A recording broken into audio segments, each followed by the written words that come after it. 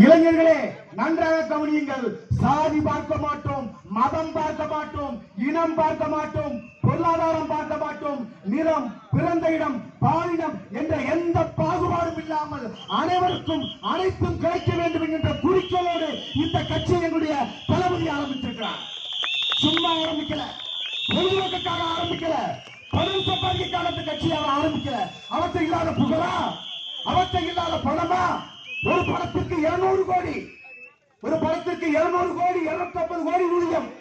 வருடத்திற்கு 2 படங்கள் நடிக்கலாம். ஒரு வருடத்திற்கு 500 கோடி ரூபாயை சம்பாதிக்கலாம்.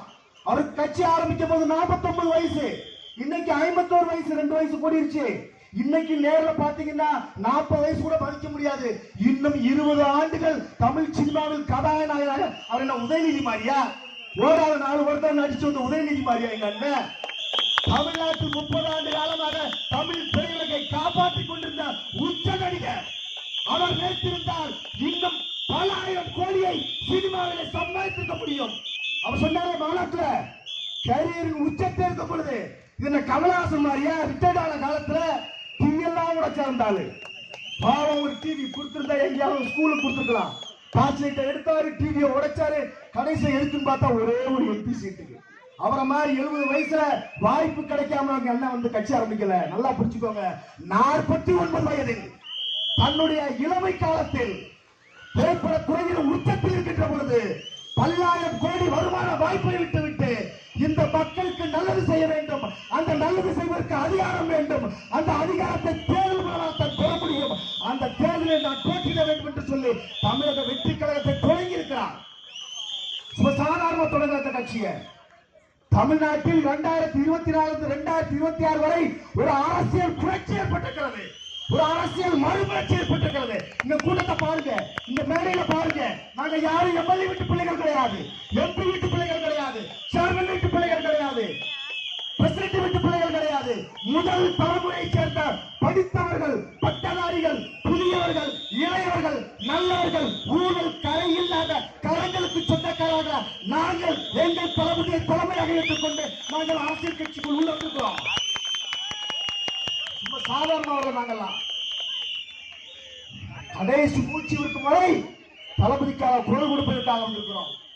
செத்தாலும் என்னுடைய உடம்புக்கு மேல தமிழக வெற்றி கழக கொடியை சுமத்த போர்த்தி தாங்கிற எடுப்பீங்களோ அவங்க புறப்பீங்களோ சொல்லிட்டு வந்துருக்காங்க. யாரை பார்த்து நீங்க கேள்விகிட்ட பண்றீங்க? தமிழ்நாட்டில் இன்னொரு கட்சி இனிமேல் ஆட்சிக்கு வர முடியாது. 1949 பேரறிஞர் அண்ணா திராவிட முன்னேற்ற கழகத்தை ஆரம்பித்தார். முதல் தேர்தலில் போட்டியிடல, 52 போட்டியிடல, 57 போட்டிட்டாரு, 62 போட்டிட்டாரு, 65 மொழிப்பொருள் போராட்டம் நடந்தது, 67 ஜெயிச்சார். 2 ஆண்டுகள்ல 69கள்ல 2 ஆண்டுகள்ல அண்ணா நம்மை விட்டு மறைந்து விட்டார்.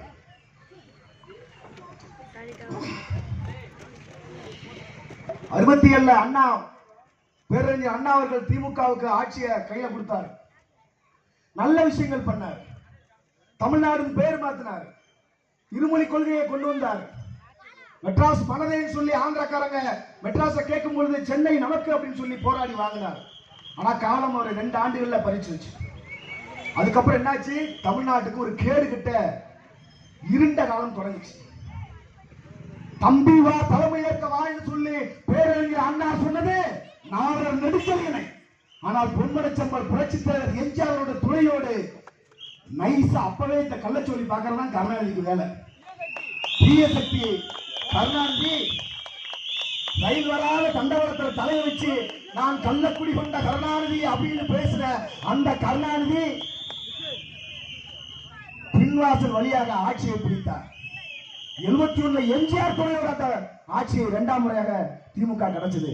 எழுதி வைத்துக் கொள்ளுங்கள். இதே கழுகலாச மூர்த்தியினுடைய மண்ணில் இருந்து நான் கூறுகிறேன், தமிழக வெற்றி கழகம் 2026 ஆட்சியை பிடிக்கும்.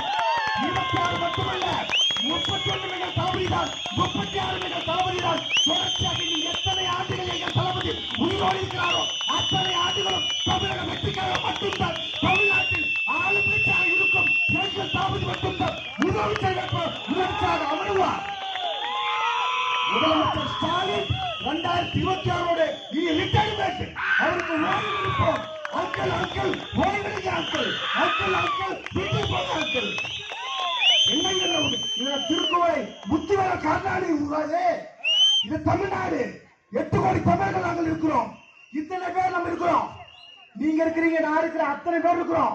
நம்ம எல்லாம் கஷ்டப்பட்டு உழைச்சி சம்பாதிச்சு வாழ்ந்துட்டு இருக்கிறோம். டெல்டா மாவட்டத்துல, தஞ்சாவூர் பகுதியில, திருவாரூர் மாவட்டத்துல, திருக்குவளையில முத்துவேலு சொல்லி இசையமைப்பாளராக இருந்த ஒரு நாதசுர வித்வானுடைய மகன் கலைஞர் கருணாநிதி முதலமைச்சராக வந்தார் என்று சொன்னால் அது மக்களாட்சி, அது ஜனநாயகத்துடைய வெற்றி. ஒரு இசைக்கலைஞர் முத்துவேலுடைய மகன் கருணாநிதி முதலமைச்சராக வருவதை நாம் ஏற்றுக்கொள்ளலாம். ஆனா எந்த தகுதியுமே இல்லாத ஒரு பொம்மை கீ கொடுத்தா நடக்கும், சிரிக்க சொன்னா சிரிக்கும், கை கொடுக்க சொன்னா கை கொடுக்கும், என்ன எழுதி கொடுத்தாங்களோ அதை கூட தப்பு தப்பா வாசிக்கும். அப்பேற்பட்ட ஒரு அப்ராணி அப்பா, அவருக்கு இந்த நாடு முதலமைச்சர் பதவியை கொடுத்துச்சுன்னா, ஐயா ஸ்டாலின் ஐயா, நீங்க ஒண்ணு பெரிய மக்கள் தலைவர்லாம் கிடையாது, நீங்களா நினைச்சுக்காதீங்க. இங்க பாருங்க, கூட்டத்தை பாருங்க. இதே கழுவுமல்ல இருக்கக்கூடிய பெரியவர்கிட்ட கேட்கிறேன், இந்த இடத்தில் எத்தனையோ கூட்டங்களை பார்த்திருப்பீங்க. ஒரு கூட்டம் ஒருத்தர கூட நாங்க வந்து காசு கொடுத்து கூட்டு வரல.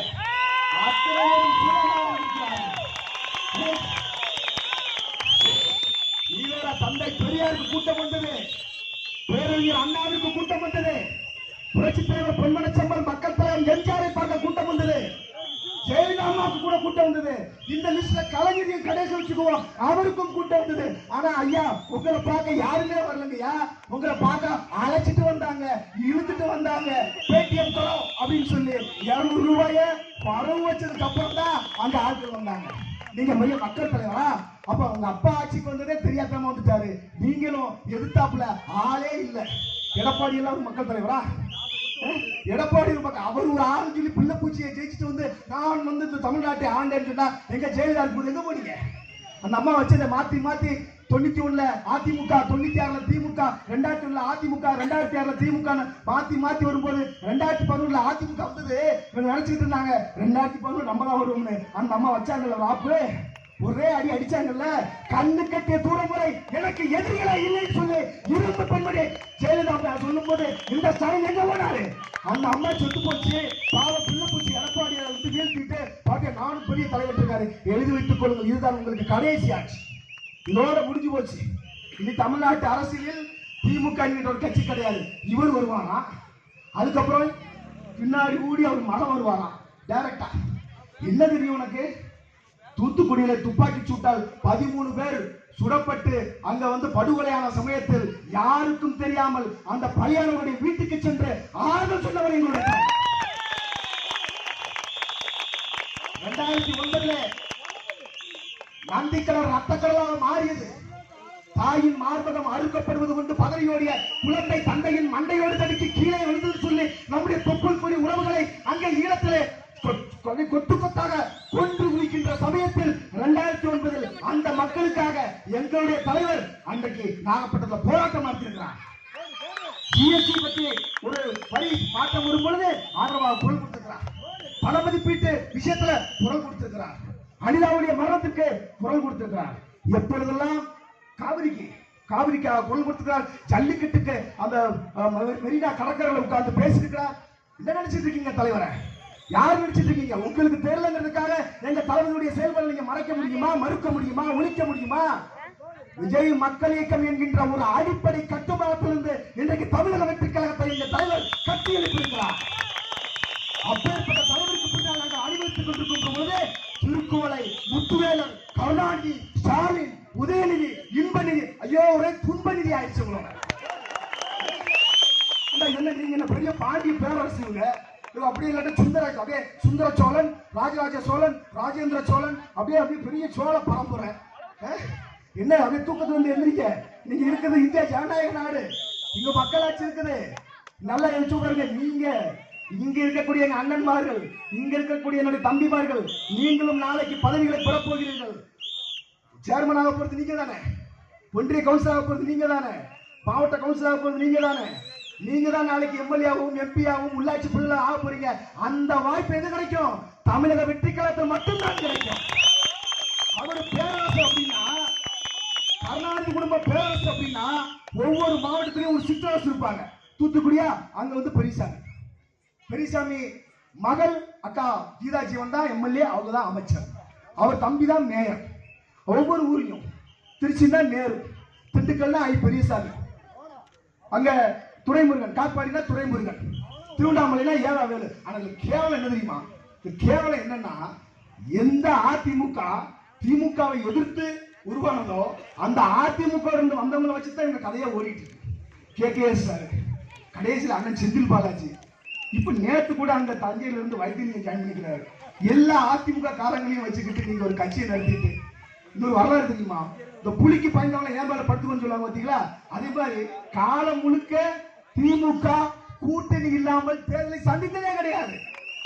நான் இன்னைக்கு சொல்றேன், தளபதி முதல் மாநாட்டில் எங்களை ஏற்றுக்கொண்டு, நம்முடைய தளபதியை முதலமைச்சர் வேட்பாளராக ஏற்றுக்கொண்டு, நம்முடைய கொள்கைகளை ஏற்றுக்கொண்டு நம்மோடு தேர்தலில் இணைந்தால், கூட்டணிக்கு வந்தால் அவர்களுக்கு ஆட்சியிலும் பங்கு, அதிகாரத்திலும் பங்கு வழங்கப்படும் என்று சொன்னார். அதுக்காக கூட்டணிக்காக நம்முடைய தலைவர் காத்துக் கொண்டிருக்கிற நிறைய பேர் நினைச்சு கூட்டணி கூப்பிடுவாங்க அப்படின்னு. நாங்கள் தனித்த 234 சட்டமன்ற தொகுதியிலும் இருக்கக்கூடிய ஆட்கள் இருக்கிறது. இன்னைக்கு ஆளுநர் நினைக்கிறீங்களா? படிச்சவருக்கு அத்தனையும் பெரியவருக்கு வாங்கி வச்சிருக்கான். நிறைய படிச்சவங்க இருக்காங்க, அதான் பிரச்சனையே. நிறைய ஆட்கள் இருக்கிறாங்க.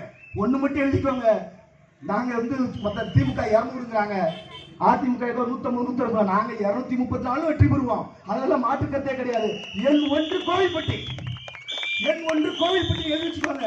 யாரை தலைவர் கைது அமைக்கிறாரோ அவர் யாராக இருக்கலாம், அவர் மாவட்ட செயலர் பாலாளராகவும் இருக்கலாம், அல்லது உங்களில் ஒருவராக இருக்கலாம்.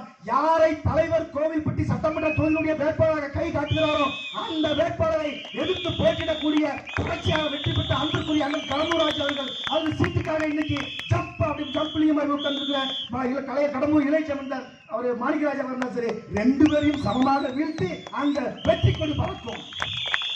நீங்க கொஞ்சம் ஓட்ட நீங்க பிடிச்சுக்கோங்க, நீங்க கொஞ்சம் ஓட்ட நீங்க பிடிச்சுக்கோங்க. ஆனா பெண்கள் வாக்கு யாருக்கு? தளபதிக்கு. சிறுபான்மையினர் வாக்கு யாருக்கு?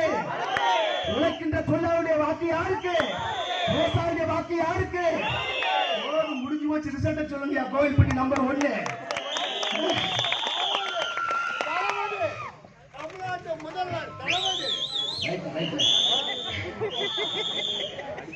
என்ன பிரச்சனை அப்படின்னா,